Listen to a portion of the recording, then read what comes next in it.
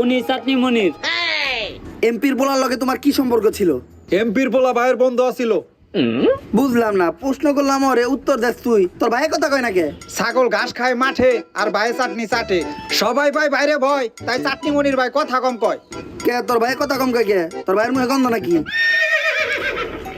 এই বাইরে চাতাস না, ভাই চেতলে চাটনি বাদ দা করে চাটে দিব।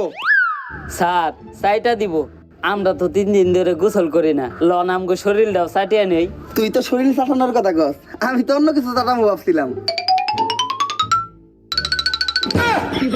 অফিসার, আমার মুখ খালি চাটনি চাটার লেগে খুলে, অন্য কিছুর লেগে খুলাইলে তো খবর আছে। কাজের কথাই আয়। আমার মনে হইতাছে এমপির পোলার মার্ডারের লগে তুমি জড়িত আছো, আর তুমি হারকিউলিস। হ্যাঁ রে স্যার, চাটনি মনির ভাই হারকিউলিক্স হবো কেমনে? হ্যাঁ তো নিজেই হারকিউলিক্সের টার্গেটে আছে। মানে আরে হ্যাঁ তো নিজেই একটা দর্শক।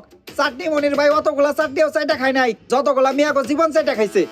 দর্শক, এই জিল্লু, হ্যান্ডকাপ নিয়ে আয়, এখনই ওর ভিতরে বেরা দিমু। না স্যার, আমি হ্যান্ডকাপ আনতে যাবো না। আমি হ্যান্ডকাপ আনতে গেলে কে লেগে জানি আসামি পালিয়ে যায়। এইবার আর কোনো চান্স নাই। ও জানে না ও কই দিছে হাত। নাম আমার ইন্সপেক্টর বরবাদ, তাড়াতাড়ি যা।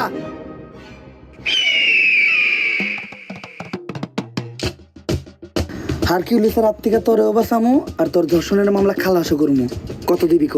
পুরা 5 দিমু। কেস সেন্সিটিভ, 5,000 কাম হইব না, মিনিমাম 50,000 দিতে হইব। আমি তো 5 লাখের কথা কইছি।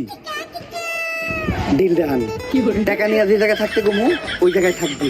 হারকিউলিস তোর একটা চুলও ছিঁড়তে পারবো না। জিল্লু হার আগে তাড়াতাড়ি যা, নয়তো ওরও বাগ দেওয়া লাগবো। তাড়াতাড়ি যা, তাড়াতাড়ি যা।